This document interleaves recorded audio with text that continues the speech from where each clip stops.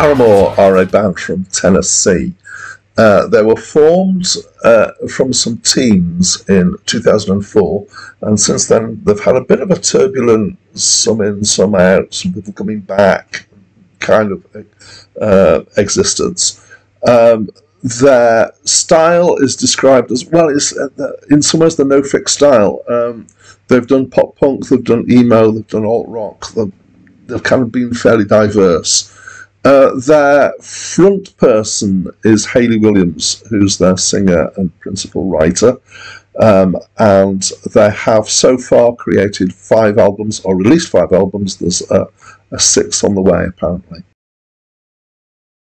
Hi, my name's Dan. So this was the 5th album from Paramore, and apparently it was a departure in sound from their previous albums, in that it sounds happier than their previous stuff has.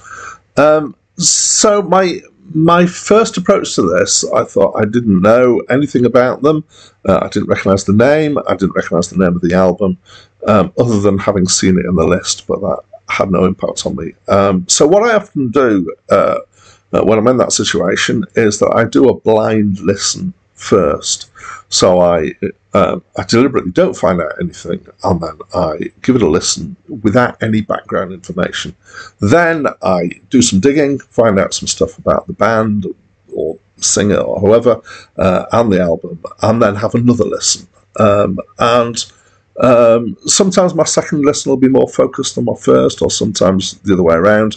It depends on the circumstances that I find myself in, and I'll often try and make sure that I listen on in 2 different settings, once on headphones, once in the car, or something like that, how these things go. So my first listen for this was on my laptop, in a room where my wife was, and I said to her, I don't know what this music's going to be like, please tell me if you want me to turn it off. And then I put it on and found that I recognised the first song, and was wondering where I'd heard it. It seemed a bit familiar to me, and I thought maybe it sounded like it might be from the late 80s, early 90s, something like that. And you've probably seen the date, so you realise that I was wrong about that. By the third song, I realised it was obviously much more up to date than that, because the production technique that was used on the vocals to give a kind of fake male voice out of a female voice. So I concluded from that I must have heard it on the radio, on Radio 2, on BBC Radio 2, must have been playing it, and that was kind of just before I stopped regularly listening to the radio and started to listen to albums to review them instead. So then I did some digging, I did some reading, I found out about the band, and I got quite intrigued. I did quite a bit of digging on this occasion, and I was interested to see what they come across like visually, because of the way they sounded musically, so I looked at some of their videos as well, and that was it was all very interesting. So let's try and do some description. Musically, they're being described by a lot of people in this album as being new wave. I think I would agree with that, despite the fact that I would normally think of new wave as being 80s. They do have a lot of 80s influence and sound to them, and I think pop punk is in there, but also there's quite a bit of elements of kind of fairly modern pop as well in. It's got lots of influences. It's upbeat and fun mostly. There's a few quieter tracks, and there's one weird track near the end which has got spoken word by a guy, which is actually so. Normally what I do with the 2 bits of music that I put on this review is the first one is designed to be as typical or as well known as possible from the album. And given that I knew that track and it was one of their singles, I played Hard Times. But I found it quite difficult to choose what's going at the end, because there are so many different things going on in this album, and I wanted one that would kind of give. I tend to try and give something that gives a feeling of the roundness of the album, of the kind of the spread of the album. So I don't want 2 that are too alike, unless everything on the album is very alike. But this is kind of the opposite problem, is that there's too many things that are too different for me to choose. So I've chosen one of the quieter tracks for that. That is, of course, if they don't get pulled out for copyright issues. I'd say there was. I talk about the different influences there. I detected loads of stuff, and some of the stuff that I've read compares with all sorts of other people. I think it's just diverse is the thing. There's a particular kind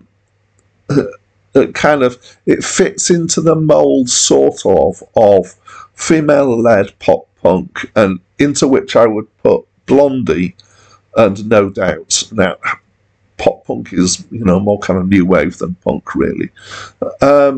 So let's talk about Hayley's voice. It's great.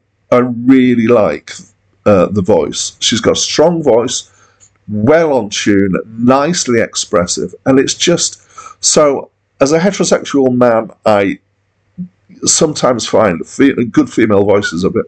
Oh yes, that gives me a little bit of a tingle down my spine, and this is a voice that does a bit of that. Okay, reminds me quite strongly of Annabelle Lwin, who was the singer from Bow Wow Wow.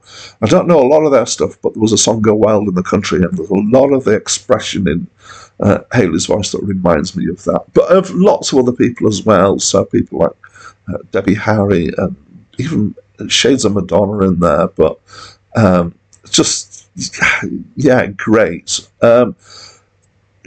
Whilst I'm talking about Hayley in particular, I'll say that in my exploration of the videos, so I'm trying hard not to let this influence my opinion of the album, but I did look at some of the videos from the songs of the album, and my impression is that some of the videos are great. There's some really funny stuff in some of them, but she in particular seems to have a bit of a nuance of expression that is a little bit unusual.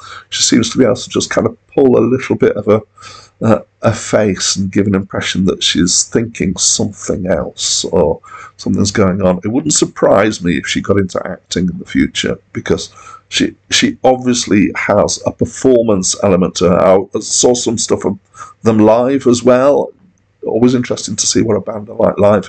And similarly, she's so comfortable in front of the crowd, and so much putting on this kind of persona, which is of course what everybody does when they perform. Anyway, I want to put that aside and want to talk about the lyrics now, because this was the big surprise. So the first time through, I didn't really listen strongly to what the lyrics were about. Kind of picking up some, because it is pop. There's a reasonable amount of repetition going on in there. But when I started reading about it, and the stuff I was reading saying that the themes here are about depression, anxiety, exhaustion, etc. And so, really? Because it's so upbeat musically. So it's a real tension here between the two things. And there's stuff about pain, loss, uncertainty, and there's a lot of darkness in there. And one of the things that I haven't mentioned in terms of